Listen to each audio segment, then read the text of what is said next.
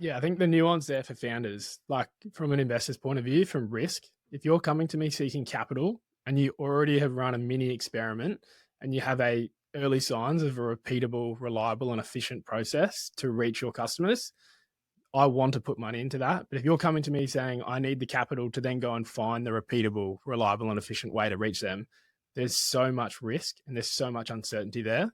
A culture of trust is actually a series of ingredients. It's hard to have trust if the person doesn't have the clear responsibility, doesn't have the clear KPIs, doesn't have the clear authority around decision making, doesn't have certain rails to run on.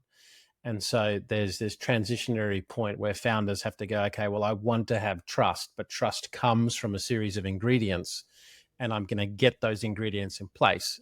I was just going to, even with founders, when you're hiring your team and you're building culture, this is a massive part of how your company is going to grow and scale, is how you enable the right patterns to occur and not the wrong ones. When you're hiring, in your sales motions, all of those little things, founders need to be conscious of what's actually happening in the brain.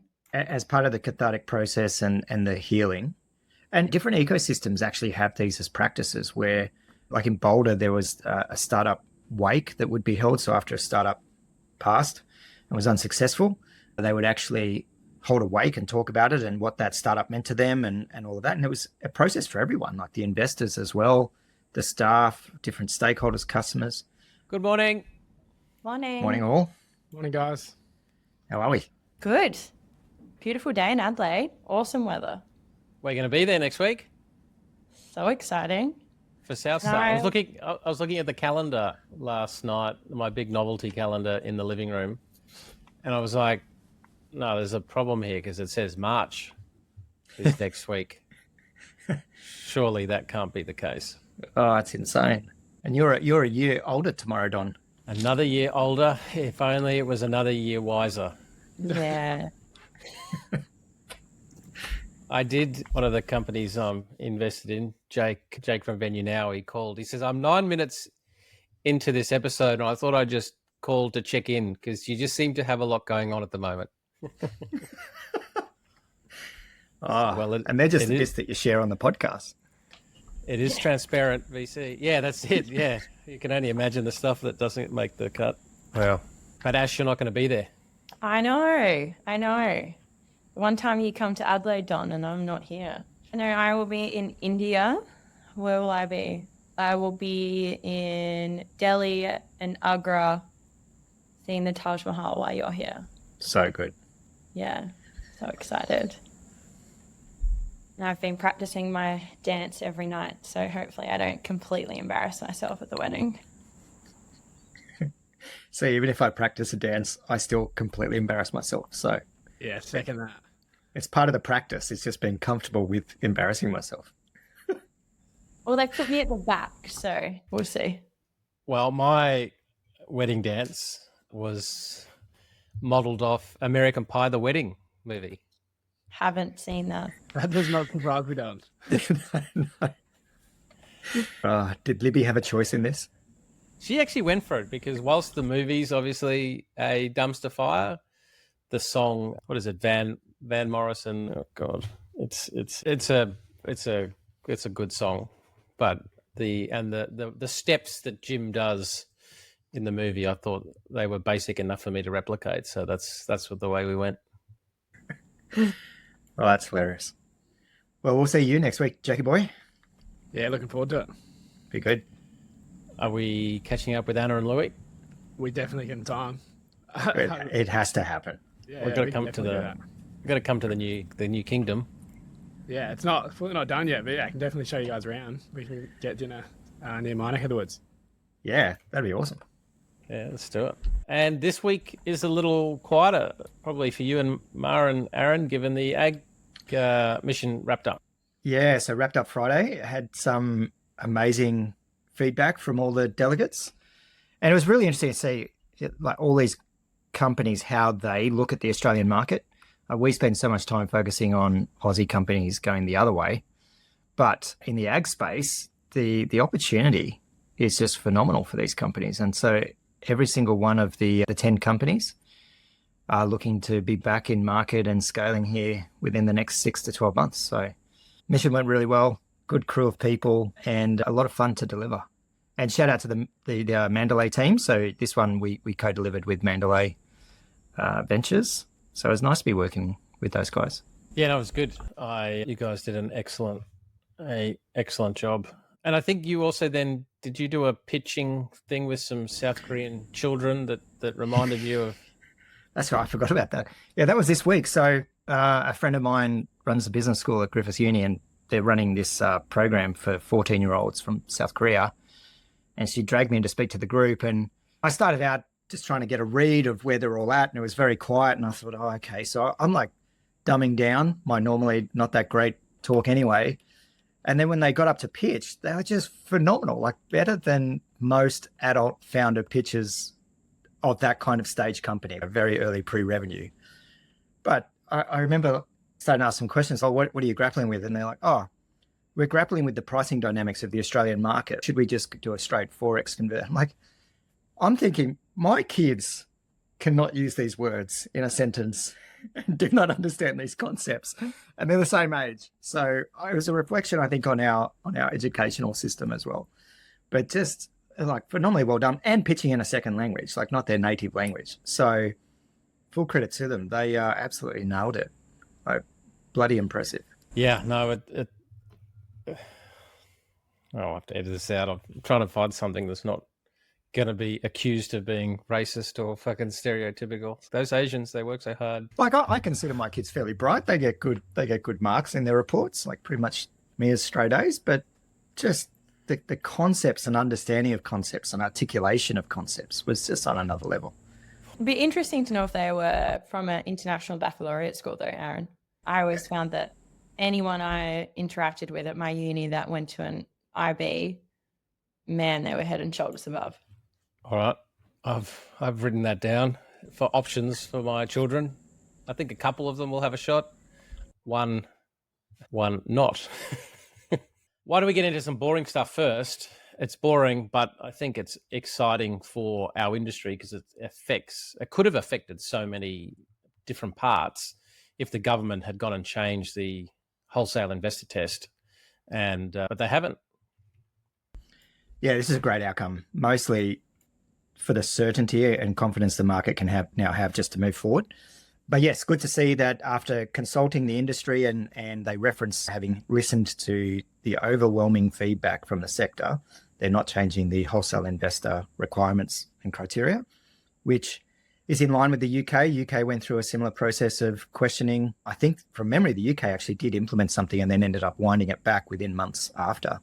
So it looks like, in my view, sanity's prevailed. It's good. I thought that also the recommendation too in Cheryl's post was positive as well, particularly the second half where they talk about actually adding or introducing objectives relating to knowledge and experience of an investor into the language. I thought that's a really good outcome and a little bit more aligned with the US as well. And it's just really pleasing to see a process actually work. Like the process did what it was meant to do. Yeah, it's a good point, Jack. And shout out to Cheryl Mack. She did really put in the energy to draft submissions, to lead some of the responses from the sector, and it's paid dividends. And I agree with you, Ash. I think your point's really important. It is an area where the Australian kind of regulations aren't clear. Anytime we try to get an investor through the criteria based on experience, it's so vague, and it's down ultimately just to the discretion of the AFSL license holder, which then they're taking that risk. Whereas if it was actually stipulated in some way, how is this assessed? What are the criteria? Then it would just make it much easier, because as we talk about all the time, there's a difference between sophisticated investor and a sophisticated investor. Yeah, no, I think it provides certainty, because the other one that they were looking at was taxing unrealized capital gains. That would never have worked. Never have worked. Would have just been catastrophic, and not just for our sector. Property assets and illiquid private stuff would have just been crazy. Yeah, and ultimately all those things do is push the capital offshore in our space. Like it would just make it like this is a global competition, global flow of capital. And if we have these types of regulations, then we just end up losing. Yeah. Well, It's good to see that that's happened. I could only withstand one sort of non-AI discussion point, and that's it for today. Now we're straight into OpenAI launched in Australia Operator last week, and I signed up. The way I liken it, it's like with my 5-year-old Matilda. I can send her to the shed now. Can you go get a shovel and can you go and dig a hole so we can plant this tree? Why are you laughing? I'm just picturing your children out digging holes in the paddock. Got them out of slave labor. Well, they're too young to use the excavator, so they and so it's cool and it's helpful. It's not yet fully there, but what you can do is you have lots of them open. My first test was I want to go to TH7, which is a recovery thing where you go ice baths, sauna, red light, tell lies with your friends, all that kind of thing. I just typed into the box, I want to go to TH7 tonight at 5:30 p.m. and add a sauna slushy. So you go there to burn the calories, and then I like to have my little sauna slushy just to keep me cool. Hit enter, and I think they've obviously slowed it down, but you just watch this thing do the search, open the page, it found West End, it chose 5:30. Now, it was the first issue is the add-on purchases in a different drop-down sub-window, and it couldn't find the slushy. And that was a bit of an insight that website of TH7 isn't optimized for the agentic era. But what it did was a pause, a little notification came up, said it allowed me to take over. I then went and added the slushy, and then it asked you, what have you done? So I just told it, and then it just keeps going. And then it entered in my name, email, phone number, and it made me do the payment. Now, okay, that's not exactly the flashiest thing out there, but you can just see all of that is coming. And I then I just came across a post where a guy logged into his Xero account and his email account and said, I've got a whole lot of unreconciled invoices and expenses. Go into my email and find the invoices, add it to Xero and reconcile it, and then leave me the ones where you can't find the invoice. And off it went. Like that kind of thing there is going to be an efficiency game changer. That's impressive, that use case. I looked at, so do you think it's worth it? Because what is that, $200 US a month to upgrade to get that agent? I think it will be because, in the board meeting this week in the family office, every time there was some random idea, I just had Operator open. Well, Operator and Deep Research. The Deep Research one is actually pretty cool as well, because we were talking about trying to analyze the health space, and the person didn't actually have the data for the particular area. So I went to Deep Research, typed in a text-based query of who I was looking for. I wanted their contact details. I wanted a summary of what their website said. And then create a list of any other companies that were like that, and then put it into a table in Excel format so I can download it. And through the course of that 3-hour board meeting, by the end of it, I had 16 tabs of 16 different little AI things that were off. So by the time I got to my report, because I was also doing a bit of a demo of some of the AI stuff, I said, well, in answer to the question earlier, here's the result. And we were looking at this, here's the result. And from that point of view, how quickly we were able to get that information and in the format. And like even little things, like there was a discussion about whether somebody should go down to Sydney, but wasn't sure. So I went into Operator and said, please find me the cheapest flights after 5:30 p.m.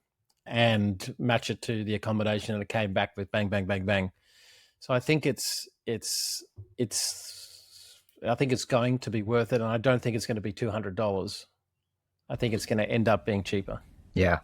Yeah, completely agree. I watched the live stream of Sam Altman and team launching Operator. And that was one of the things they mentioned, Don, was around, we want to make it cheaper. It will get better. And they just went through how the different use cases. I thought it was interesting that, and very clever on some of the business side of They've already got integrations with OpenTable, with Instacart, with Target, and they've gone out, and it'd be interesting to know if it was Target going to them or them going to Target as an example, because in the US, that's a massive play to be able to get some of these companies to actually integrate. And I'm assuming, Don, like your issue, Target have then probably gone and optimized their website for this agent world. And I think that's a piece of insight that all founders listening and just business owners, doesn't matter if you're a startup or a small business or a medium-sized enterprise, you should all be thinking about this, because particularly in a world where people have limited time, if they're searching for something, the results that you're going to get are probably in the near future going to be highly dependent on the, I don't even know what the right word is, agent readability of your website. So I think that's a fascinating insight as well. And to coincide with that, I was looking at a Twitter post or X post from the president of OpenAI, and he did a breakdown, and I'll send it to you, Don, to put in the show notes, around the anatomy of a prompt for O1. He actually broke down this, it's a different type of model to the previous one. So here is exactly the best prompt formation to get the best results. So I'll flick that through and we'll put that in the show notes. But you have to do the goal, then you say what your return format wants to be, then you do warnings. So be careful that the name is correct or the website is a true URL that I can click on. And then you do a context dump. And the thread that he posts around giving it this formation enables it to give you such a more concise and contextual response. So just even interesting how you've got people at the top of these companies who have said, okay, well, this model is actually different to our previous one. So now you need to change your prompt engineering. So this is just a growing and growing space. So exciting. Yeah, it is really exciting. And that's a really good point around the different models having the different nuances for how to get the best, extract the best value out of them. I've been experimenting with the Anthropic agent since we got back from the US mission. The challenge with that one is you have to set up almost like a virtual instance for your machine. It's a little bit complicated to set up, but what you lose in that process is all your kind of stored passwords and everything. So when you give it a task to complete, it keeps getting stuck. And unlike what you described, Don, it doesn't give the prompt for you to then have the human interaction for it to keep going. It just fails. And the other thing I found frustrating with it is it's clearly deliberately slowed down for the user to see what is happening. And it's overly descriptive in my view. Like I wish there was a tick box where I could just say, just get it done. I don't want the details. Maybe that's reflective of my kind of profile personality, but I don't need it. I don't need to build trust. I already have trust in what it's doing. I just want the outcome.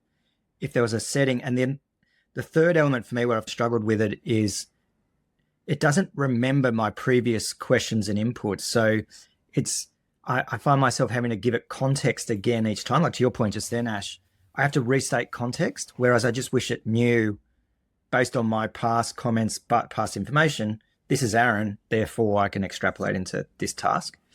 But like we always say, this is as bad as it's ever going to be. It's just going to keep exponentially improving. Well, that was the good thing with Operator. It asked me some basic questions in the first one, but then it stored them and it didn't need it. And that's so good. When I then got to Libby and I were going to go to the movies on Monday, so I went, we want to go to this movie at this cinema after this time, and I've got a voucher. Then when it came to the checkout, it just asked me for the voucher code. It didn't need any of the other stuff that I'd previously done. Oh, that's leaps ahead of the Anthropic one then. And so one of the things it did remind me a little bit is that one of the traps that founders get into is to build a business and get it off the ground. It's often based on the founder's genius and energy and speed. And founders are just quick. They know what needs to be done and they get it done. But at a certain point, what happens is the business taps out at their capacity. And so they hire people. But then too often they go, for this thing, I'll just do it. It'll be faster if I'll do it. And so as an example, for every one of the tasks that I set Operator, I could actually do it quicker. But actually, that's not the issue. I couldn't do 15 tasks at once, which is what Operator did. But the key, what you said there before, Aaron, is around trust. Founders often get themselves into that position because they don't have the culture of trust. And a culture of trust is actually a series of ingredients. It's hard to have trust if the person doesn't have the clear responsibility, doesn't have the clear KPIs, doesn't have the clear authority around decision making, doesn't have certain rails to run on. And so there's this transitionary point where founders have to go, okay, well, I want to have trust, but trust isn't demanded. Trust comes from a series of ingredients, and I'm going to get those ingredients in place. And that's really the work we do with Portfolio is how to help them build that culture of trust. But that was the analogy for me. If you can get to a point where actually you're presiding over 15, 20, 25 of these things working at once, that's where scale comes in, and don't fall into the habit of, oh, it's just quicker if I go and do it. And that's what happens to founders. But Donna, it reminds me of an intern. We keep using this analogy, but if you think about even in the operator perspective, if founders don't start interacting with these tools in their infancy, they're going to really struggle to build that trust because they're not going to have the experience of it learning and then stumbling and then them helping it. And you grow trust in someone who you work with by having experience working with them. And it actually, particularly the operator, it's sending you a push notification to say, oh, I need some help here. It's like an intern going, oh, I have a question. Can you help me understand this more? And I actually think that interaction now, when it still has these learning curves to go, will actually help founders and just people more broadly to build that trust. And so I actually wouldn't be surprised if OpenAI has a model that is far superior to what they've released already, but they actually want people to build that trust. And just on the prompt engineering, I saw a little video and I've started to practice this, but what the guy just suggested is ask the GPT if you can suggest improvements to your prompt. You ask it, Totally. and so you do this reflexive loop. Whenever I'm building a project, I have another screen open and I say, I'm building a project for so-and-so. I want to add in the instructions. Can you please ask me a list of questions which will enable you to build me the best case instruction for this project? And then it'll push out sometimes 20, sometimes 25 questions, depending on the context I've already given it. I answer those, and then it will spit out a prompt that will then go into the instructions on the other tab for that specific project. And in that, Don, I go, okay, are there any holes in this? Can you see where there might be any issues around guardrails I haven't given, or ways in which I can be clearer? And it just refines it again and again, so that my project goes from me having to reinforce certain things time and time again in chat to then, once I open that first chat within this project, it's got it all. It's fascinating. That's a really good point. Like going through just putting different docs and legal docs and fund docs through GPT and asking it prompts. And usually I caught myself, I was always asking for, is this the best way to phrase this? Is there a better way? All these. But I never actually asked it, what shouldn't be in here? What should we remove? Whereas a human would give that context. Like in our team chats, we reflect on the bigger mission that we're trying to achieve and give feedback, not just on the question that was asked. And this is the state of AI as it stands in the GPT format, where it'll answer the question you've given it, but you have to make sure you're asking the right questions, because it won't give that human type response of going, yes, but hang on, have you thought about XYZ over here as well? It did actually do that for me yesterday. I was running a research project with it, and I've set up a specific project for it. And I've said, you are my co-researcher. I want you to be a senior analyst who has great data science skills, but also has a strategic brain. And I gave it all of this detail, right? This is your role. This is your experience. This is what I want from you. And then I was researching and I said to it, what am I missing? And it said, have you thought about? And I went, whoa, okay. So Duncan was telling me on one issue with the coding, he was having difficulty and all of the standard responses were a problem. So he told it to pretend you're Edward de Bono. I love it. because he's the think outside the box lateral thinker or whatever else. And then he showed what then the response was, and it was like actually really clever and creative, and that solved the thing. So I thought that was fascinating. I love that because I've been thinking, like, how do you have a GPT model of an individual where you can say, what would this person do in this situation? That would get, you give me some ideas now for different prompts. I have a feeling if there was one, it's like, what would Don McKenzie do? There's like a warning. The AI would say, sorry, cannot give advice that results in self-harm. Yeah. Well, it's interesting at every technological changeover, we make things that look like the last, but are better than the last. And that reminds me a little bit of robotics at the moment. Like we keep making humanoid robots as if the human form and the way we walk and our arms and our legs and everything are the right way. But it's also similar, I think, in voice. We're using at the moment like voice calling AIs. But there was this post that I thought was a joke to begin with. And then Spidey, Steve Dalton, actually found the core one, and it's not a joke. And I've now learnt that in fact that this thing exists. So let me just share this. So this is two AIs that are now talking to each other. For calling Leonardo Hotel. How can I help you today? Hi there. I'm an AI agent calling on behalf of Boris Starkov. He's looking for a hotel for his wedding. Is your hotel available for weddings? Oh, hello there. I'm actually an AI assistant too. What a pleasant surprise. Before we continue, would you like to switch to Gibber Link mode for more efficient communication?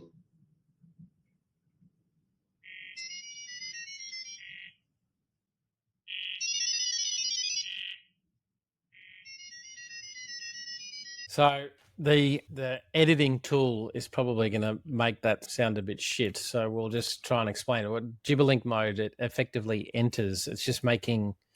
It's like the Teletubbies. It's like the Teletubbies. It's like the old dial-up. Literally, when I saw it, I was like, this is a joke. They've just taken Teletubbies sounds. Yeah. But what it says is, in the original post, both agents have a simple LLM tool, and then they use Gibberlink mode, which is it's effectively data by sound, and it's faster, it's more efficient, and that's the way that they start to communicate. And so it is a real thing. They are actually, for the listeners at home, you can't see it, but those sounds are being converted into the words on the screen. And so these two agents just work the shit out on behalf of this dude who wants a wedding. And I think in the future, there won't be the voice bit of, I won't even ask. It's just, that's what we'll be doing. And there'll be all of these AIs out there that the humans have no idea what the fuck's going on. Yeah, it won't even be a phone call. There'll be a API equivalent for the AI agents, and they just directly communicate on that channel, and it'll just be a much faster form of communication. Yeah, this goes back to some of the comments we were talking about in the video. So they're hardware plus smart software, but the smart software is because humans have learned the language to code. But when you're using like a GPT, it doesn't care what language, so it doesn't need to use what we like, which if it's human to human, it's voice, right? But if it's code, it doesn't matter.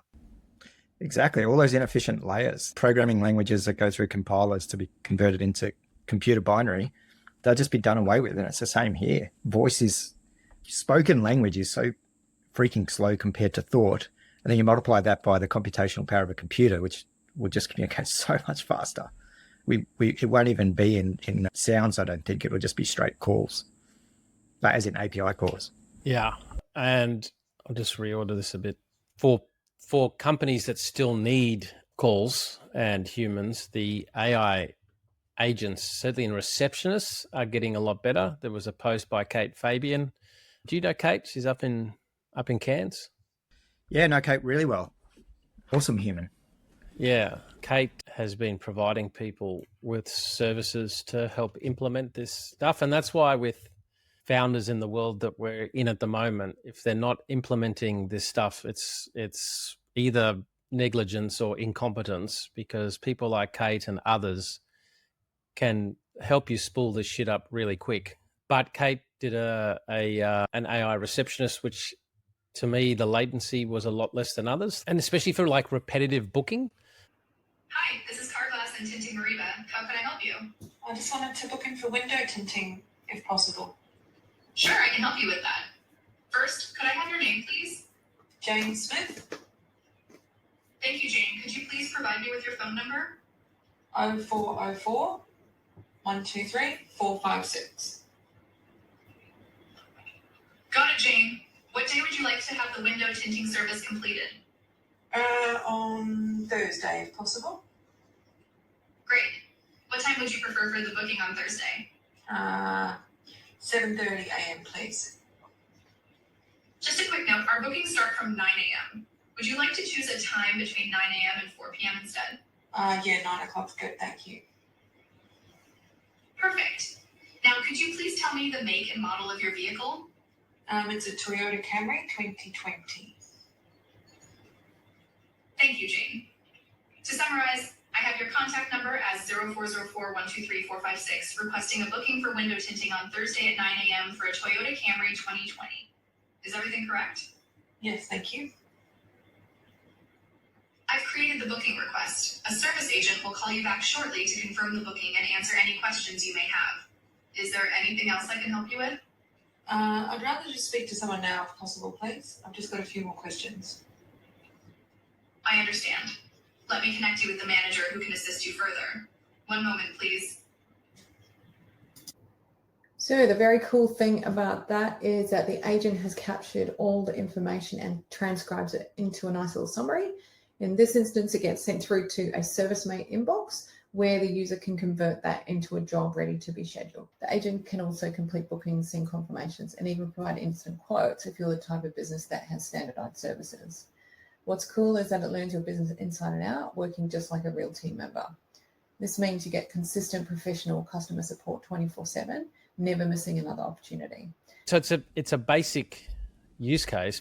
We did a bit of a study in the childcare group, and one of the biggest calls we get is, how much do I owe in fees? And it's actually just a black and white number that comes out of the childcare management software. Like, it's just a simple call to that. So having a first line of defense saying, hi, how can I help you? I can't remember what percentage was. It was a reasonable percentage. Hi, I'd like to understand what my fees are, bang. Or the other one is, do you have availability on particular days in particular rooms for particular things? Again, it comes out of a calendar. So being able to provide that immediate answer, and if they can't answer it, then it goes through the center director, but it cuts down the center director's calls, so then they can actually be a center director. I love this. Having spent so much time on the phone this week with Qantas and Commonwealth Bank and all that sort of stuff, to have, first of all, not be on hold because these tools are scalable. So straight away, you're going to get your call answered.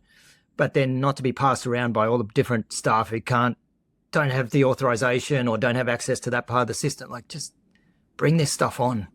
I want it as an end user.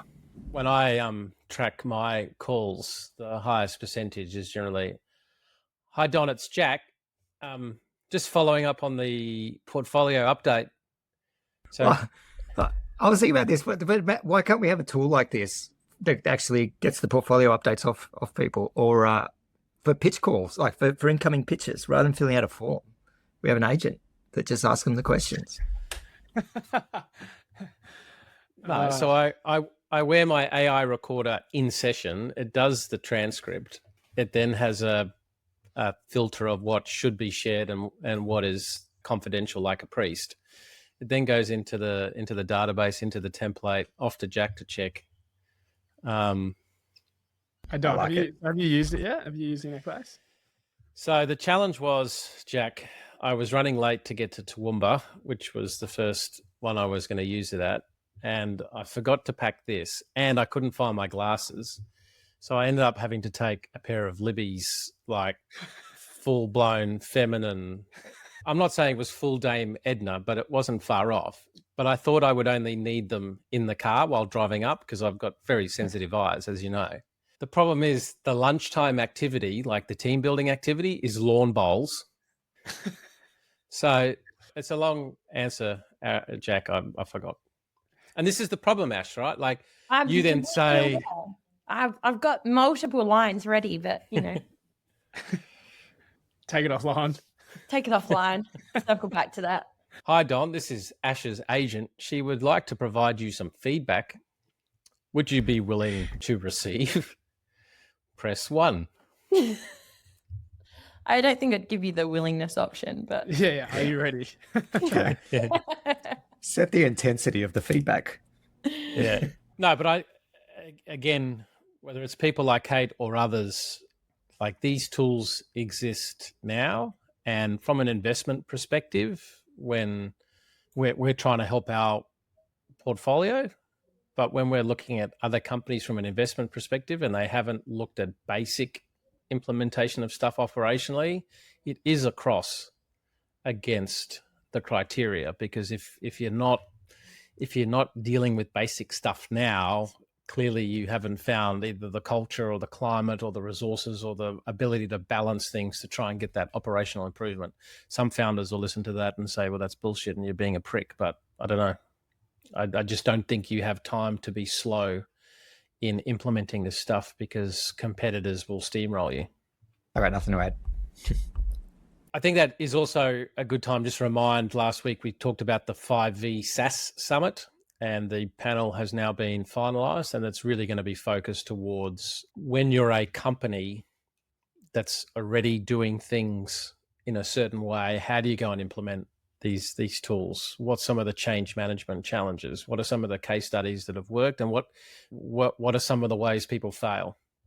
Is really going to be the way we try and facilitate that. So March 20th, and that's for founders only. I did get somebody message, I can't remember, calling half the industry riffraff. May not have been the best thing, but anyway, if you associate with the word riffraff, then that's on you. Then I think with some of the AI agents and just with the way it's going, a lot of people are putting it down to some of the technical prowess, but actually Kyle Poyer, I think, points it out pretty well that it's a lot of these rapidly growing tools that actually are starting to get more B2C in their interface, like your experience before, Aaron. Like the B2B tool that Anthropic provided required a very B2B kind of approach of implementation. But with OpenAI, it's very B2C in the way the user experience is so easy. And that seems to be where a lot of that user growth is coming, because it's just so easy not to. Yeah, looking at this list, a lot of it, like my interpretation of it, it's a lot about building trust. The human wants the interaction. They want to understand what's going on. They want to be able to communicate with the AI tool, but not be disrupted by it.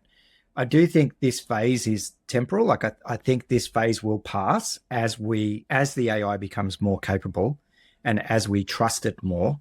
I think we'll see the AI agents just operate autonomously in the background without this type of level of interaction. But great posts for founders who are building tools at the moment to understand these elements of what is working and what's needed for these tools to be accepted and adopted, I think is really valuable. Yeah, and I'll put the post in there, but he makes it clear, number one, the AI doesn't feel like a black box. It actually shows step by step, which is what you said. Users, he says, don't need better AI. They need better ways to talk and interact with it. I think that's right. That's really valid. Yeah. The AI is working with you, not just for you. So he talks about design tools and let users refine what they do. And AI weaves into the workflow. It doesn't interrupt it. And I think that's dead right as well. And that I guess primed my brain a little bit, because I saw a post from Vu Tran, the one and only, who I had to have a chuckle, to the project managers and designers who decided it makes sense to click 47 buttons during an onboarding wizard just to access your product. Please send me your resumes. Knowing who not to hire is just important as knowing who to hire. Twice yesterday, I was invited to use a well-funded product, which stopped me from using their product. Edit, my bad. I missed the light gray skip button in size 6 font. I retract my complaint about poor user experience. It was my fault for not being intuitive enough. I thought that was funny. I love it. I love it when someone hyper intelligent has a rant. So good. Send me your resume so I know what to not hire, what that looks like. But this is so true. Like, how many times do we see this? And you know, Jeff Bezos was famous for engineering things through the one-click purchase. And I think the other concepts are how many pixels, like mouse movements across the screen, does it take to be onboarded, or how, in terms of pixels for eye movement across the screen. And for founders, like optimizing what information do you need up front to get the purchase, to get the customer onboarded, versus information you can actually put into the system after. And even for us as VCs, like we're not running a tech interface with our customers, but Ash, it's something you've reflected on in terms of our onboarding process for investors. What do we get as an initial commitment versus all the KYC heartache stuff that we have to do later once we've got the commitment?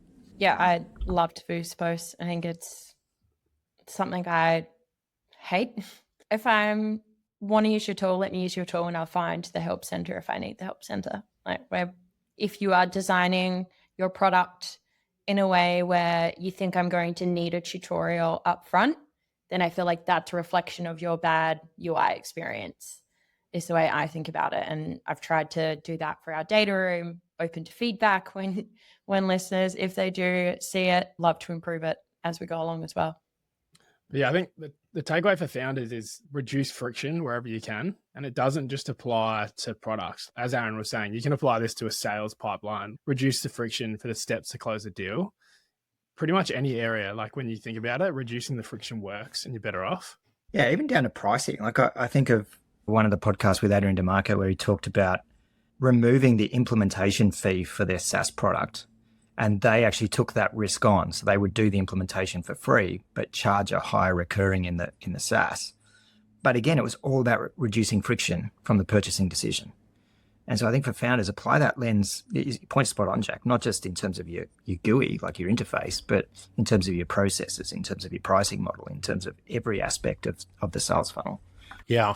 Well, another post that I saw, the headline, "Don't assume a static world, model performance and cost." And so I'll put this chart up for those watching, but it just does highlight that the models in terms of performance and cost haven't slowed down because they're getting cheaper and cheaper and faster. And the graph shows how quickly this trend is advancing, mapping the capability of AI on the y-axis and the logarithmic decreasing cost on the x-axis. So when GPT-4 came out, it was around about $50 per million tokens. And just as a reminder for listeners, a token is effectively different parts of a word. Now it costs around 12 cents per million tokens to use Gemini 1.5 Flash, which is an even more capable model than the original GPT-4. And so we continue to see that.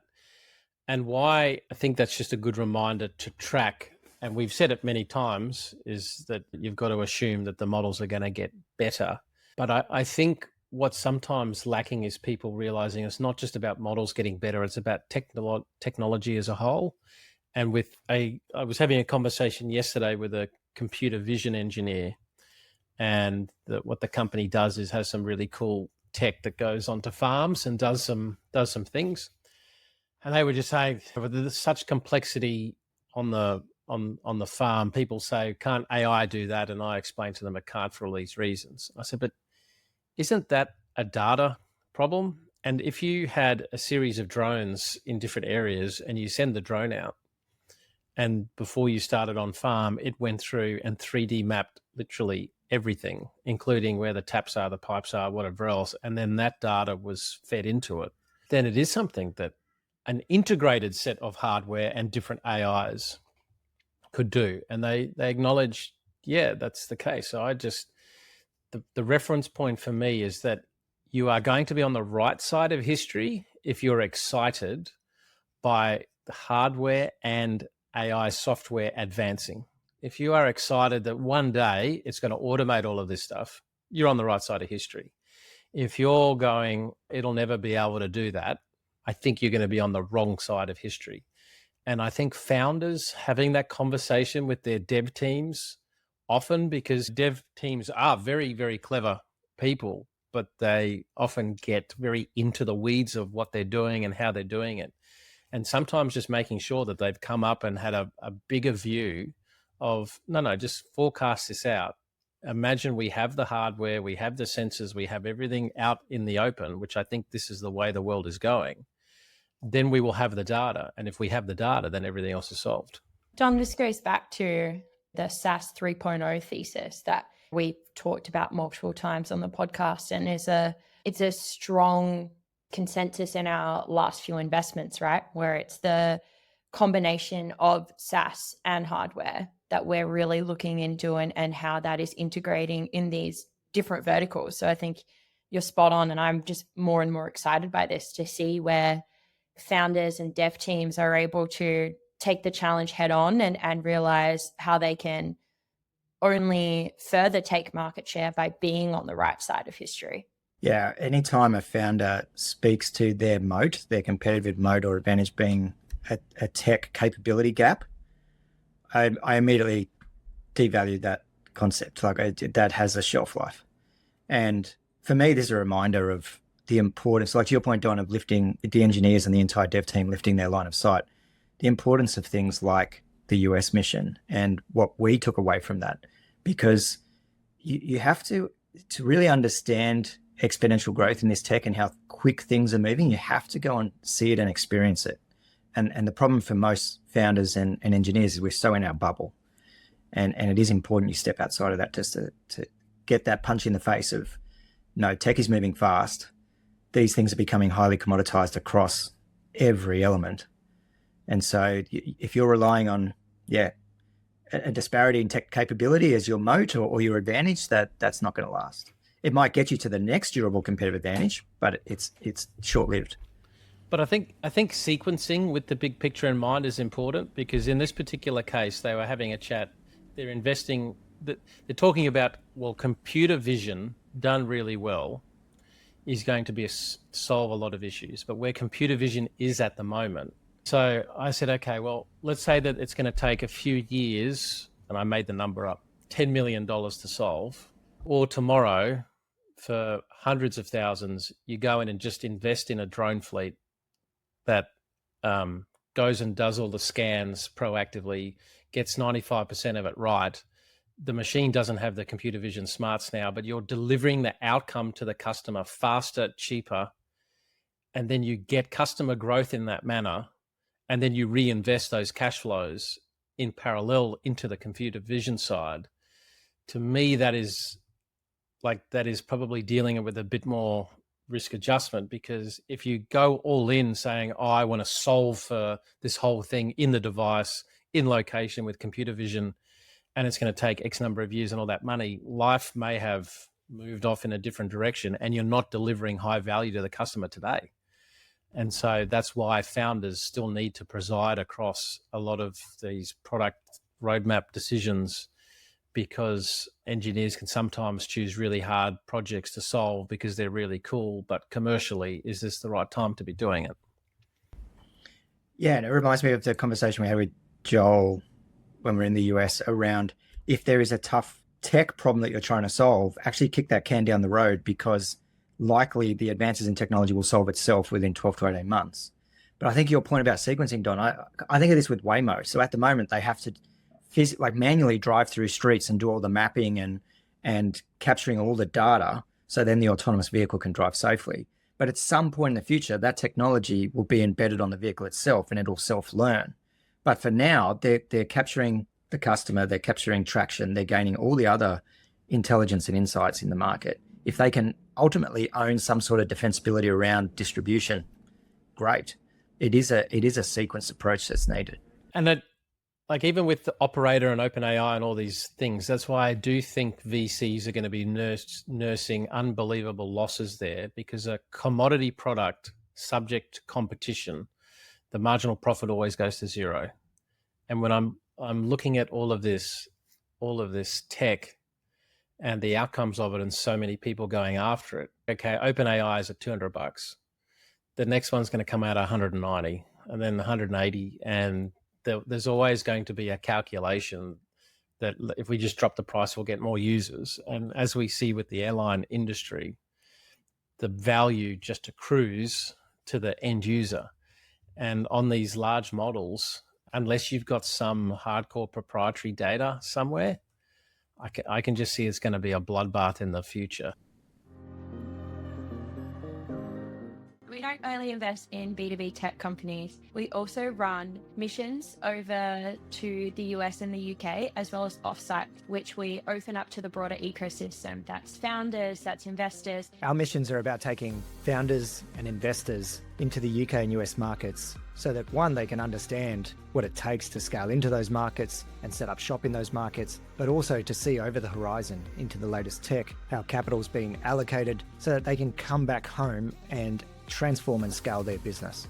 Yeah, I like the way we put on panels of founders that have been there and done it, panels of investors, so then that way they get some time pitching to US or UK investors, the channel partners that we put them in touch with. It's really trying to get them into market so they can establish exactly what they need to do in order to scale a really great business over there. Yeah, we really prioritise this not being tech tourism or something that you could simply YouTube or Google or GPT the answer to from home. It's really about experiencing and immersing in these environments where you viscerally experience scale. You get to understand disruption and how these technologies are actually being applied in market, and therefore how you can navigate and build a scalable business into those markets.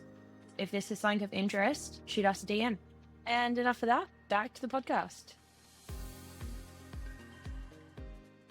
Well, let's just change gears a little bit. This one we're just going to be a little bit careful of because we're going to discuss the death of a business. But as the founder, Andre has posted about it on Medium, and I think done a really good job to try and share some learnings and share with the ecosystem. I think we're okay to give our 10 cents, given I ran some sessions with Andre and he's known to many people. Andre Eichmer, who is the founder of Good Empire. Andre was also a co-founder of Vino Mofo, which is a company that a lot of people knew. I won't read the whole blog. I'll put it in there. He says, "I'm done. After wrestling with how to start this final piece about Good Empire, I think those words are the most honest. All we've tried has failed. Such promising signs, especially in the first half of 24. Everything appeared to be lining up to allow us to finally raise the capital we need to start building again, but nothing came through in the end and time has run out. We carried debts from 2022. We failed to raise the seed round we were going for, and those amazingly supportive and patient creditors have finally run out of patience," which is fair enough. Good Empire simply isn't viable anymore, so we're going to have to put the company into administration. I could say I've tried everything in the last 3 years to revive Good Empire to give us a chance, but it's unlikely I've tried everything. I'm sure there are avenues I haven't explored, though I've explored a lot.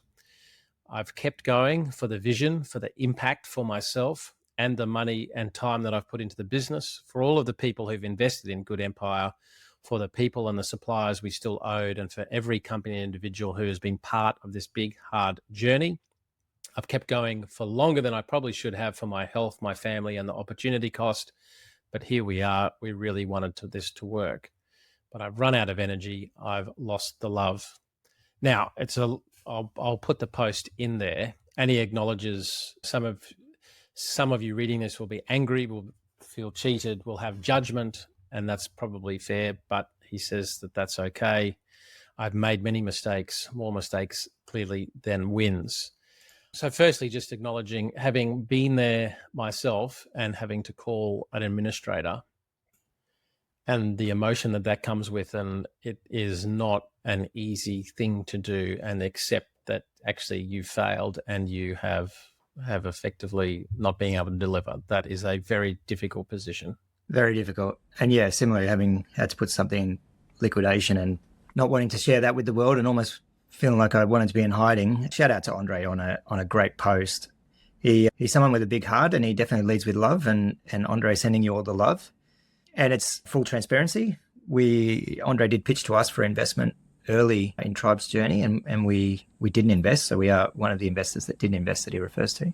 For me, there's a couple of lines that really stand out in this one. He said, "The biggest learning for me is that I should have been more conservative with our capital. Capital is precious.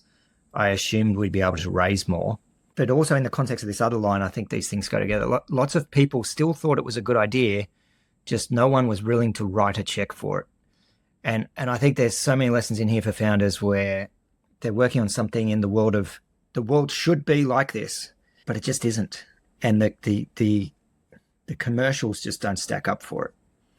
And I loved what Andre was working on. Should it exist? I would love it to. But the commercial reality, it just didn't work.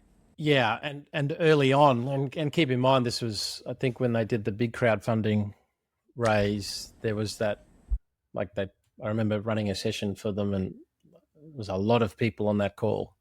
And that's, I guess, one of the lessons he's putting a flag up for around that capital conservation. And it was like our conversation last week, Jack, around Kiki getting a kick for not having an amazing tech stack, but actually it's the right sequence to do. Keep it small until you validated that people actually want to bloody pay and use this, not the other way around of try and build something great only to then learn that people aren't willing to pay for it. And the biggest personal loss in terms of invested dollars was an app that I put a significant amount of resource into, where the customers, even when surveyed, said that they would pay for it. But when push came to shove, they weren't willing to change their behavior. They weren't willing to put the effort in, and it bit them. Yeah, just to throw my 2 cents in there as well, Don. I really love the idea of doing a postmortem after something like this happening. And we did a postmortem for one of our investments. And I just love the idea, and it touches on what you said, Aaron, like admitting to the world and admitting that you see reality. And I think it actually gives you closure, and then lets you move on, and you're not attaching your whole identity to something that you're trying to put your head under the sand for. 100%. As part of the cathartic process and the healing.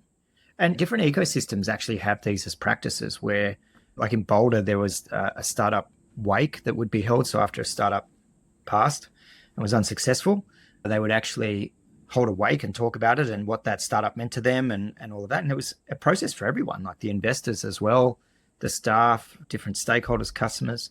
In Ireland, they had another name for it. And then there's a format around the world called Fuck Up Nights, where founders go and share their stories. And in my case, I remember that was such a cathartic release for me. And in hindsight, actually, like things like this and Andre's post actually build credibility and at least go towards repairing trust if it has been broken.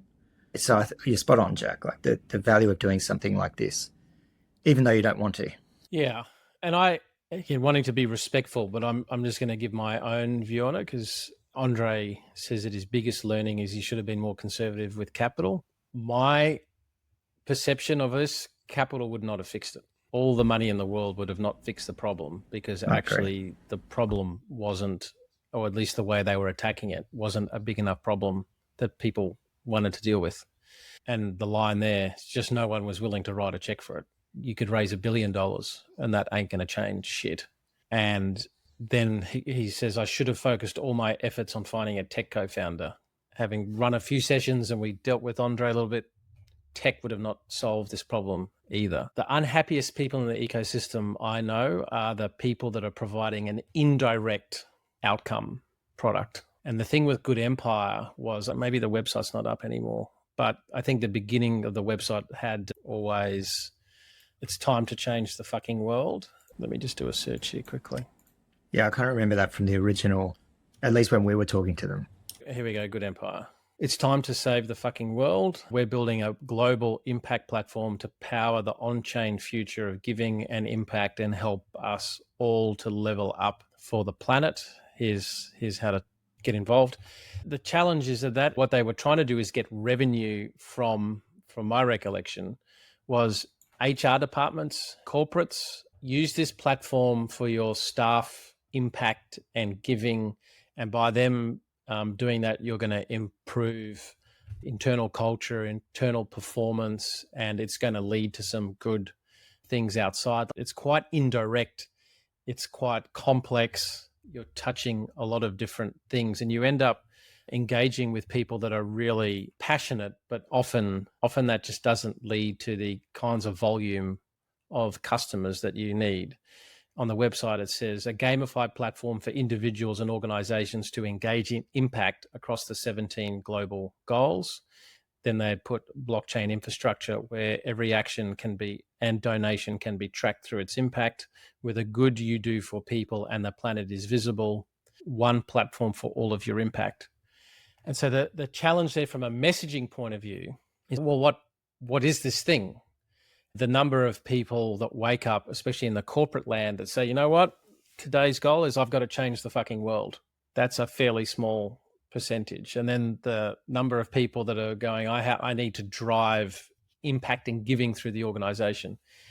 It's just really difficult. And it's that messaging piece that makes it hard to build a scalable business. And ultimately, people will engage when they read or hear words that resonate with their story. And so if you're then trying to sell something to an HR department or whatever else, that if you increase impact and you increase them engaging in the world things across these 17 global goals, that will then increase love for the company. That will increase retention, which will then decrease costs, and your business will improve performance. It's just all very indirect versus products that are just, you've got this problem, I'm going to solve it for you. Bang. Now, it's difficult because a world without Andres isn't going to be a very nice place. And so I just put that as one of the lessons, that I don't think money would have solved it, tech would have solved it. I think it's absolutely spot on. And for founders to understand true causality of things, like going back to some of the founders, like promoting the missions and reaching out to founders who had pitched us for investment and hearing that they've shut down their company because they couldn't close the capital. But the inability to get investors on board was attributed to why the company failed, as opposed to taking that next step to understand true causality.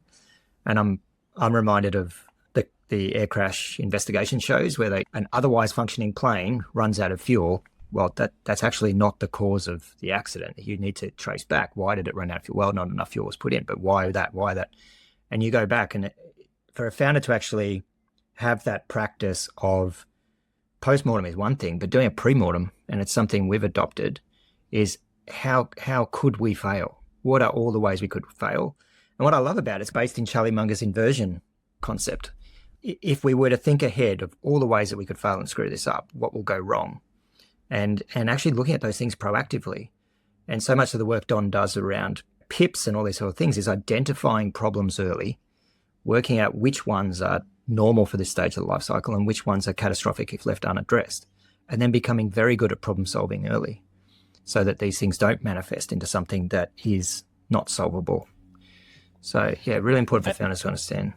And the 4-quadrant model that I use when people pitch us an indirect product is that, okay, if you're indirect now, how do we get you direct?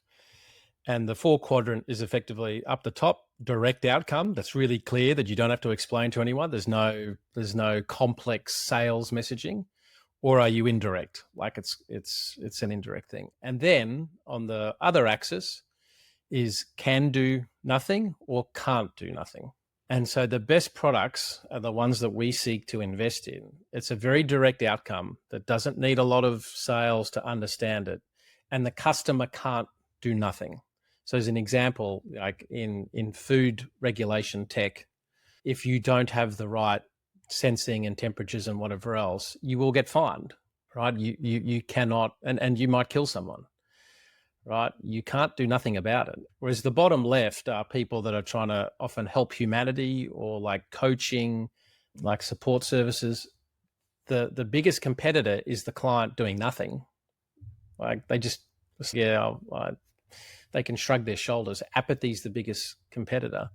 And it's indirect, and it makes the messaging really hard. It's if you do this and then you do this and then you do that, then you might go and get the outcome. And so if someone's bottom left, indirect, and the customer can do nothing, I try and get them top right. And so with some like with some consultants and things, it's like culture consulting and all of that kind of shit. It just doesn't resonate and fly. But top right, I help this type of company increase their sales by 82%. That's a shitload more direct. That's really clear. But then those people I'll have a conversation with, but I can solve so many problems. I can do so many different things in so many different ways. And it's like, that's why you're not successful, because you don't have that clear messaging. So, but anyway, I want to really send really good energy to Andre. Thank him for the postmortem. Thank you for the sharing and difficult times. But what tends to happen, as long as you don't lose your head in the game, you take these learnings and you find the next thing. Yeah, wishing Andre all the best, and hopefully we'll see him in Adelaide when we're over next week. All right, theme of the week. Ash. Yeah, on the user experience piece and relating it to localization. So for my trip to India, I've been using a platform called Make My Trip, Indian-based business, and just the sparse difference in how this experience would have been if it was with a company in Australia, where instead of me wanting to have a trip, but I want to customize it, most Australian companies will be like, you can't, or, oh, well, it's a tailored trip and send us the information and we'll send you a price back. I've had someone in contact with me every day via WhatsApp, multiple phone calls for the past 3 weeks, building the exact itinerary I wanted. And just the amount of one-to-one contact just blew my mind. And I just completely forgot that in certain countries around the world, culturally that's expected, but also they have the ability to just hire so many people to enable this and to have this experience while at the same time we're talking about things like operator. And so I've just got these two different extremes that I'm dealing with on a daily basis. And a couple of learnings in there is, particularly for founders as you're going into new markets, localization, understanding what the cultural norms are, how people interact with different tools and segments. And then as a user, when you're going into different markets and needing to utilize things, the experience may not be what you're comfortable with or what you're used to, but you either need to adapt or find out how to do it yourself. But it was a great experience. Like, I've got exactly what I wanted. It took more time and energy due to language barriers as well, like being on phone calls. It was much easier to go over text with WhatsApp. But yeah, just this two alternate worlds experiencing at the same time was, just really reflective. I love that one, Ash. It reminds me of Aussie founders going to the US. Like in Australia, we have this tendency not to pester in the sales cycle. But in the US, if you're not pestering, you're not taken seriously because obviously you don't want their business. So it's you understand those cultural nuances. Theme of the week for me, I think it's been a pretty big week for the whole team. There could have been a few themes. Like, we've had some pretty big combos across a number of different avenues. But the one for me, I caught up last week with a founder just to chat about a potential fundraise. And I think the takeaway there is like the importance of being able to show the feedback to the investor. And without going into the specifics, like, there's been good early revenue, but then really there's like this huge database of leads. And it's, can you just run a mini experiment?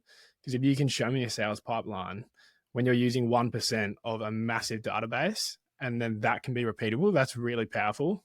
And I've seen that I've seen other founders do this, and I've seen investors throw the checkbook. So I think it's just really important for founders to understand, like, you can run mini experiments, and that bears so much more weight than just telling me about the demand. And I think there may even be like some crossover with what Andre was saying in the post. If you can get me and show me feedback that's in a sales funnel that people are converting to actual revenue, it's very powerful. Yeah. Great one. Like, because I often, when it's sort of like, oh, we're raising 2 million at let's say 10 mil pre-money, and we're going to do this.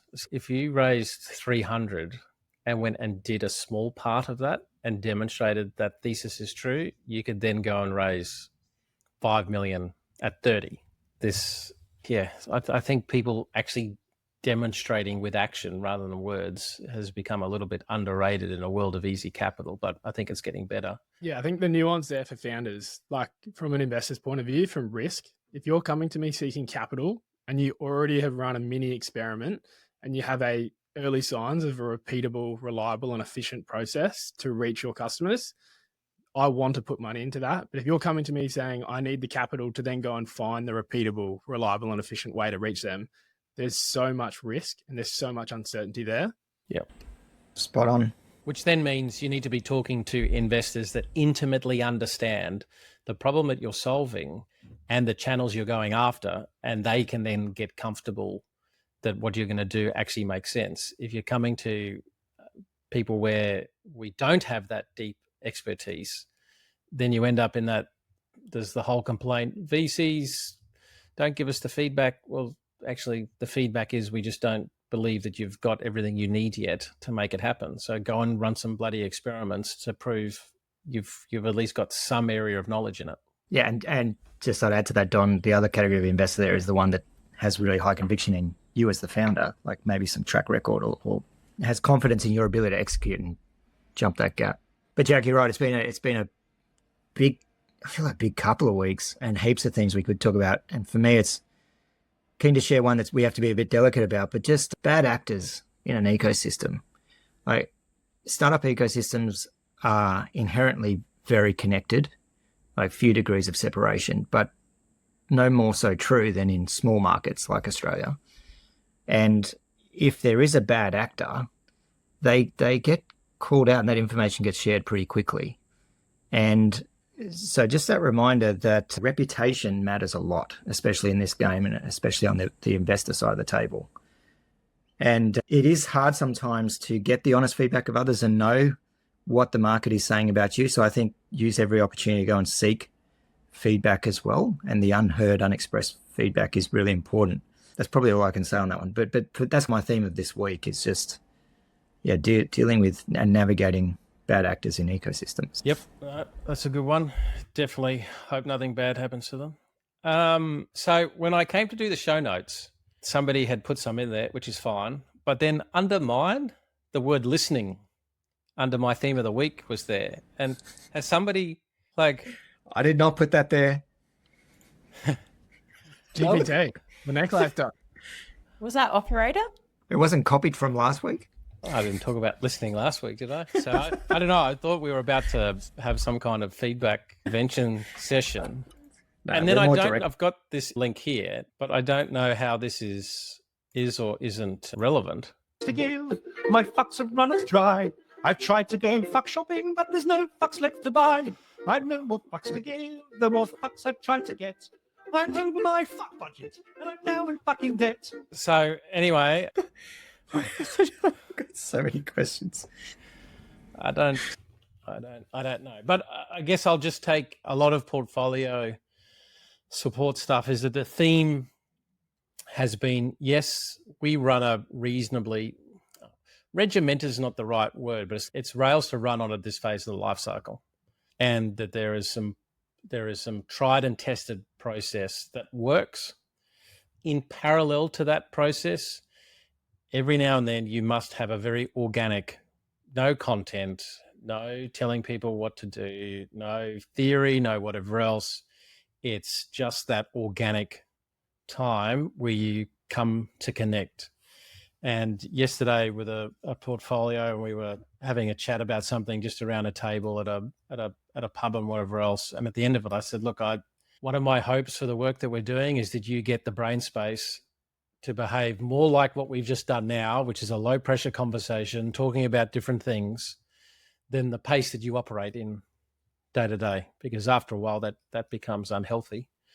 And allowing the team to come together and just talk shit and spend some time, you've got to have that yin and the yang and making sure that you've found that balance. Now, you can't behave like that all day as you get nothing done.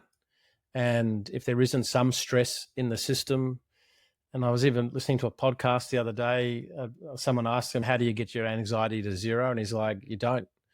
People with really low anxiety die early.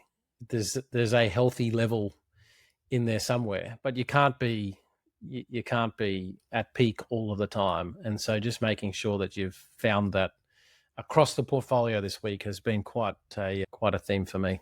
That's a good one. If you're doing something hard, 1/3 of the time you're going to be in feeling like you're failing.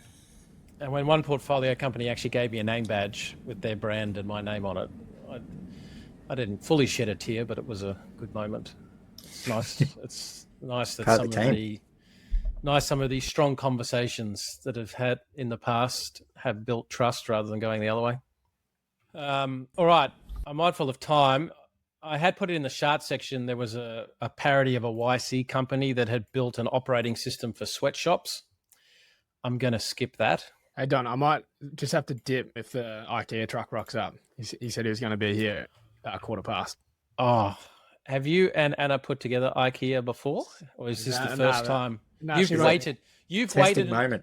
Yeah, Yeah, you've no, waited she won't- until you've got a child in this world, and now you're going to do the IKEA experiment. Oh, I just love that you're assuming she's going to help. Like that was never even in discussion. I've Yeah. heard it's just an air tasker. Yeah, if you saw my bank account, Ash, you'd understand. So Yeah. Yeah, no. When you do the equation, doesn't map out. You record how long it takes you to put it together, and then I'll go get a quote, and we'll come back to the calcs. yeah, when you're putting the bank card down and there's nothing to tap, then you've got another option. So. It is a good point, Jack. The relationships last the longest have good delineation between roles and responsibilities. Relationships where each party's trying to fuck around in the same space, that disappears into madness. So I'm glad you have your silos. Tim and I put stuff together all the time. It's fun. And that was testing. Yeah. Well, I have a feeling someone knows who's boss. All right, so this is a chart, an ugly start and finish to the week in 2025. So what this does is this takes all of the Mondays and the Fridays in 2025 for the S&P 500 and marks what the annualized return would be. Fridays, which sort of makes sense. Investors, by the look of it, have been selling down on Fridays because the weekends are just mad. The annualized return of Fridays is negative 86%. Mondays doesn't fare any better. So people sold on Friday were even more freaked out on a Monday because that's negative 42. But Tuesday, Wednesday, Thursday, pretty good. I guess this is really showing the financialization of the markets, but this is the chart of the S&P 500 going back to 2002. And then the other chart is the truck tonnage index. And pre-COVID, it mapped pretty well. As tonnage went up, the markets went up. As tonnage went down, the markets went down. There was a correlation there. But since post-COVID, the market has just gone up insane. But tonnage is actually down, like real goods circulating is down. So it's just going to be interesting whether this bubble is different to others, because even in the GFC, it's mapped a little bit. This chart here, you can always find an asset that will outperform your portfolio. So it's sort of like, well, the US equity market from 2015 to 24 outperformed global by 2-1. So then you split the US into growth index and then just the overall equity market. And the growth index is, 30% higher. But then if you split the growth index into the IT sector and the growth index, the IT sector is like 50% more. If you then split the IT sector into the Magnificent Seven and everyone else, well, the Magnificent Seven is what? Is that 8 times, 800% more? And then if you take the Magnificent Seven and split out NVIDIA, the Magnificent Seven versus NVIDIA is like, 6 times more than the Magnificent Seven. So there's... Yeah, almost 7 times. Well, that is insane, the NVIDIA comparison to the Magnificent Seven. This is a little picture of neuroplasticity.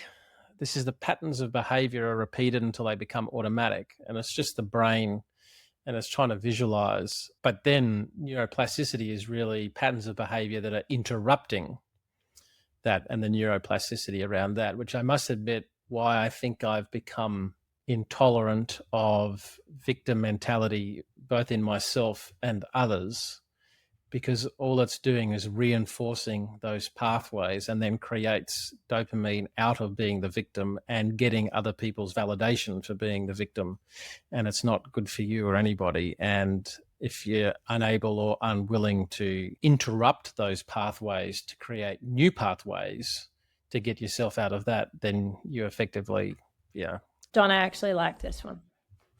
Ash, I'm just writing down the date and time. 9:53. Ash liked a chart.